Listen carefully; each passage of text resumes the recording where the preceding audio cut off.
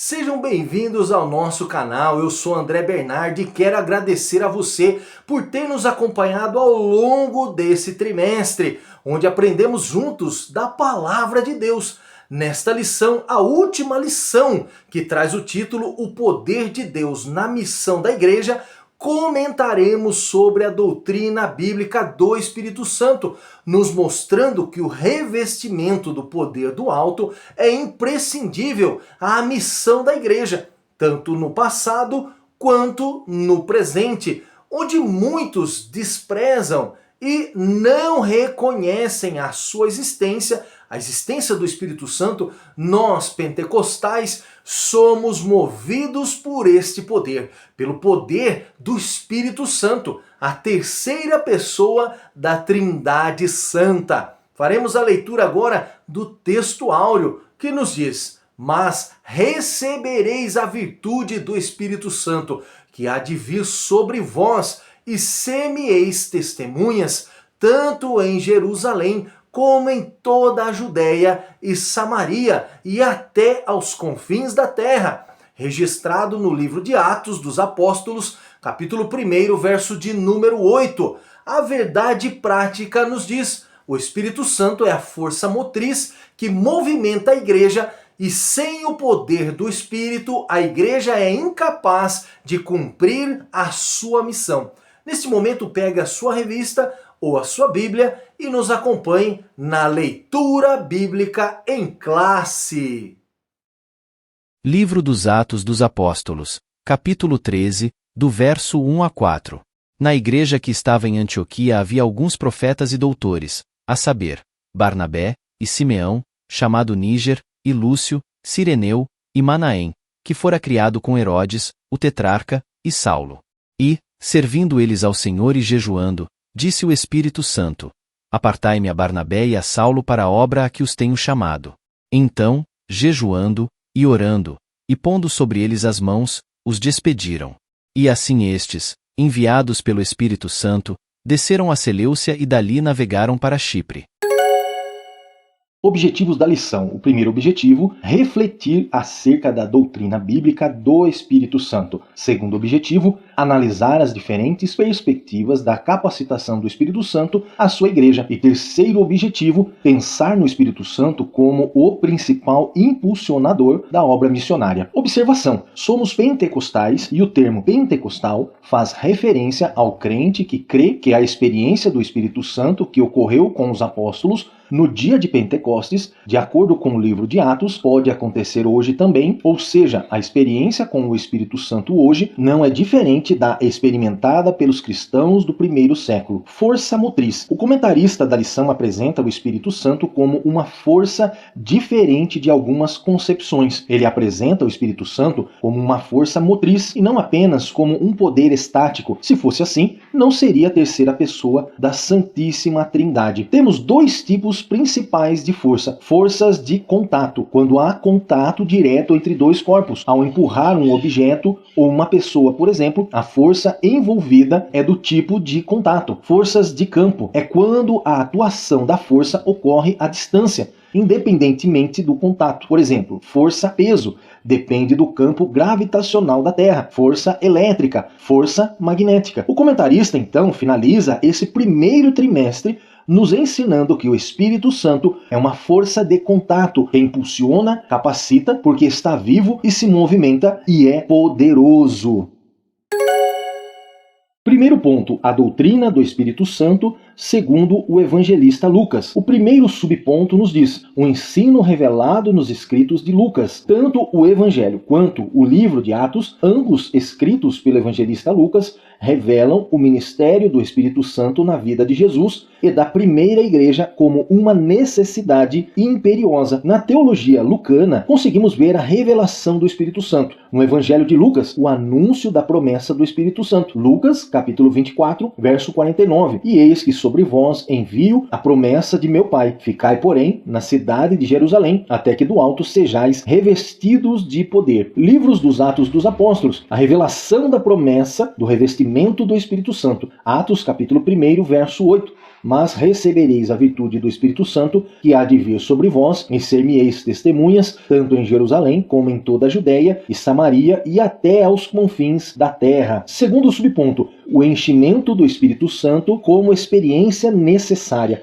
O Senhor Jesus só começou o seu ministério depois de ser cheio do Espírito Santo. Nosso Senhor fez a obra de Deus e a fez no poder do Espírito Santo. Ele foi capacitado pelo Espírito Santo e dependeu dele para exercer o ministério. Da mesma forma, a igreja só deveria iniciar o trabalho missionário quando fosse revestida desse mesmo poder. Vejamos 2 exemplos. Primeiro exemplo, o ministério de Jesus teve início após o batismo nas águas e o batismo do Espírito Santo. Jesus foi batizado e aconteceu que, enquanto ele orava, o céu se abriu, o Espírito Santo desceu sobre ele em forma corpórea, como pomba, e do céu veio uma voz que dizia: Tu és o meu filho amado, em ti me agrado. Lucas, capítulo 3, verso 21 e 22. Segundo exemplo, a igreja só iniciou a sua missão após o batismo do Espírito Santo, e de repente veio do céu um som, como de um vento veemente e impetuoso, e encheu toda a casa em que estavam assentados, e foram vistas por eles línguas repartidas como de fogo, as quais pousaram sobre cada um deles. E todos foram cheios do Espírito Santo e começaram a falar noutras línguas, conforme o Espírito Santo lhes concedia que falassem. Atos, capítulo 2, do verso 2 a 4. Terceiro subponto, o enchimento do Espírito Santo como uma experiência concreta. Se por um lado Lucas apresenta o Espírito Santo como uma necessidade na vida da igreja, por outro lado, ele mostra que o enchimento do Espírito ocorre como uma experiência concreta na vida do crente. Nesse sentido, o livro de Atos retrata a experiência pentecostal como um acontecimento objetivo e não subjetivo. Vejamos as marcas genuínas de uma igreja cheia do Espírito Santo. Uma igreja cheia do Espírito Santo é comprometida com a fidelidade à palavra de Deus, conforme Atos, capítulo 2, verso 42. Uma igreja cheia do Espírito adora a Deus com entusiasmo, registrado em Atos dos Apóstolos, capítulo 2, verso 47. Uma igreja cheia do Espírito teme a Deus e experimenta os seus milagres, conforme descrito em Atos, capítulo 2, verso 43. Uma igreja cheia do Espírito tem a simpatia dos homens e a bênção do crescimento numérico por parte de Deus. Também Atos, capítulo 2, verso 47. Segundo ponto, o Espírito Santo capacitando as testemunhas. Primeiro subponto nos diz capacitando as testemunhas. No livro de Atos é possível perceber o ensino da capacitação do Espírito Santo sobre diferentes perspectivas. No contexto do texto acima, que diz capacitação, refere-se ao ato de habilitar ou equipar alguém com habilidades, conhecimentos, autoridade e poder necessários para realizar uma tarefa ou função específica. Portanto, ser cheio do Espírito Santo não se resume ao falar línguas desconhecidas, mas ser capacitado por ele para realizar a sua obra. Vejamos o Espírito Santo capacitando Pedro, Paulo e a igreja. Primeiro exemplo, Pedro. O texto menciona que Pedro foi cheio do Espírito Santo quando confrontado pelos sacerdotes, registrado em Atos, capítulo 4, verso 8. O Espírito Santo capacitou Pedro com coragem e sabedoria. Paulo é descrito como sendo cheio do Espírito Santo para resistir a Elimas, o mágico, registrado em Atos, capítulo 13, verso 9. O Espírito Santo deu a Paulo discernimento e autoridade. A igreja, a promessa do revestimento do Espírito Santo à igreja, profetizada pelo profeta Joel, se cumpriu no Pentecostes, registrado no livro do profeta Joel, capítulo 2, verso 28 e 29. No dia do Pentecostes, a igreja estava reunida, sendo todos cheios do Espírito Santo. Segundo subponto nos diz, pessoas simples capacitadas pelo Espírito. Fica patente que Deus não tinha uma classe privilegiada para fazer a sua obra. Ele possuía testemunhas capacitadas pelo Espírito Santo. Vejamos algumas dessas pessoas. Ananias, um discípulo até então desconhecido,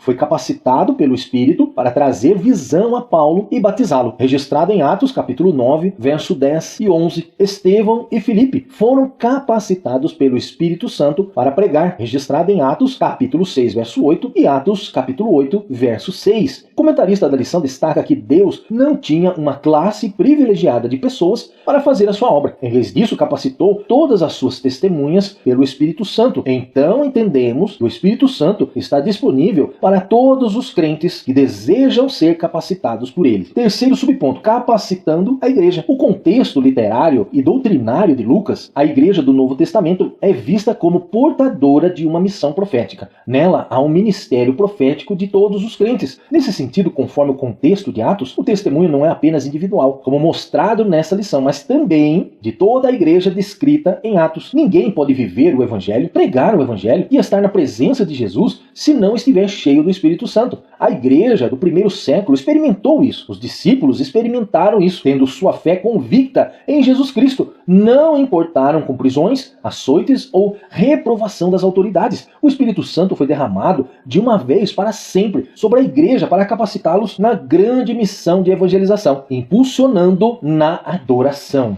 Vejamos o que diz Atos capítulo 9, verso 31. Assim, pois, as igrejas em toda a Judéia e Galiléia e Samaria tinham paz e eram edificadas e se multiplicavam, andando no temor do Senhor e na consolação do Espírito Santo.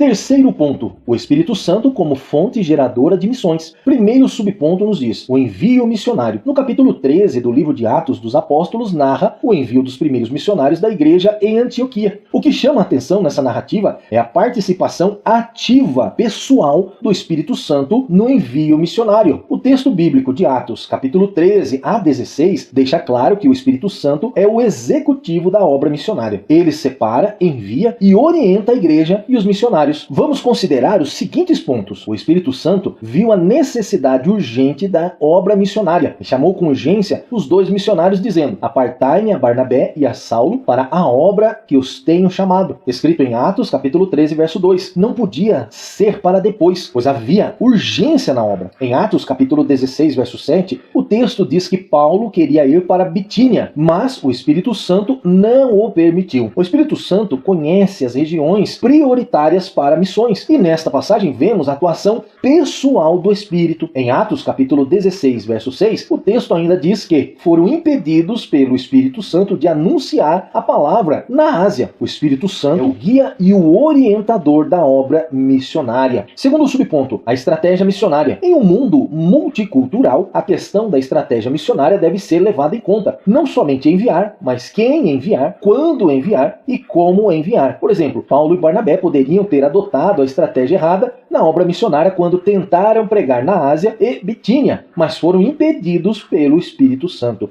Vejamos 3 pontos principais para uma estratégia missionária eficaz. Primeiro, planejamento. Não é só enviar pessoas para evangelizar, mas precisa analisar quem enviar, quando enviar e como enviar. Segundo, orientação divina. Com o relato de Paulo e Barnabé sendo impedidos pelo Espírito Santo, ao desejarem ir por uma direção e o Espírito Santo lhes mostrou outra, aprendemos que não basta apenas ter o desejo de fazer missões. É preciso buscar a orientação do Espírito Santo para fazer missões. Terceiro, discernimento espiritual. Precisamos de discernimento e sabedoria na escolha das estratégias missionárias. Se uma ação for realizada pela emoção, poderá gerar resultados inconsequentes e irreparáveis. E quais estratégias geram resultados positivos? Primeira estratégia, oração. A oração é o combustível que impulsiona a obra missionária. Segunda estratégia, evangelização. Nada substitui o poder da comunicação pessoal do evangelho. Terceira estratégia, fidelidade à palavra. A estratégia missionária deve ser como uma âncora firmemente ancorada na palavra de Deus. Quarta estratégia, visita nos lares. Os lares e as estruturas comunitárias podem ser usadas como plataformas para a evangelização, como pequenos faróis espalhados pela comunidade. Quinta estratégia, plantio de igrejas. A estratégia de plantar igrejas é como plantar uma semente que crescerá e dará frutos. Sexta estratégia, definição de metas. Definir metas é como ter um destino claro em mente durante uma viagem. Mas em todas essas estratégias, se não tiver a força motriz do Espírito Santo, não estaremos habilitados para a grande comissão. Foi assim no passado, será assim no presente e até a volta de nosso Senhor. Vamos ler novamente Atos, capítulo 1 e o verso 8 para guardarmos firmemente no coração. Mas recebereis a virtude do Espírito Santo, que há de vir sobre vós, e ser-me-eis testemunhas, tanto em Jerusalém, como em toda a Judéia e Samaria e até os confins da terra. Esta é uma promessa revelada e ser real em nossas vidas. Portanto, a igreja precisa buscar o Espírito Santo, precisa buscar a capacitação e orientação do Espírito Santo. Usemos essa força motriz do Espírito Santo para avançarmos, proclamando que só Jesus é o caminho e a salvação. Amém. Reveja todos os pontos que comentamos e ótimos estudos!